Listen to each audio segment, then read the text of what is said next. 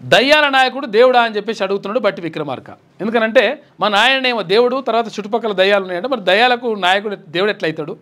మరి ఆయన కూడా దయ్యమే కావాలి కదా, లేకపోతే పక్కకున్న దేవుళ్ళు అన్న కావాలి, ఏదో ఒకటి కావాలి కదా.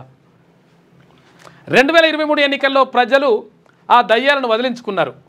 100 మంది కేసీఆర్లు అడ్డం పడ్డా రాష్ట్ర ప్రగతి ఆగదు అని చెప్పేసి డిప్యూటీ సీఎం బట్టి విక్రమార్క అంటున్నాడు.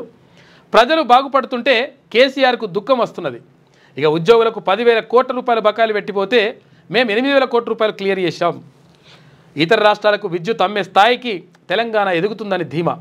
ఇక నాగర్ కర్నూలు జిల్లా గట్టు తుమ్మేన్లో 2 కొత్త సబ్స్టేషన్లు ప్రారంభోత్సవం చేసిండట. మరో 5 సబ్స్టేషన్లకు శంకుస్థాపన కూడా చేసిండు. కేసీఆర్ చుట్టూ దయ్యాలున్నాయని ఆయన కూతురు కవిత ఇప్పుడు అంటున్నది. అయితే ఈ విషయాన్ని రాష్ట్ర ప్రజలు 2023లోనే గుర్తించి ఎన్నికల్లో ఆ దయ్యాలను వదిలించుకున్నారు. ఆ దయ్యాలకు నాయకత్వం వహించిన కేసీఆర్ దేవుడు ఎట్లయితాడో చెప్పాలి అని డిప్యూటీ సీఎం బట్టి విక్రమార్క ప్రశ్నించారు.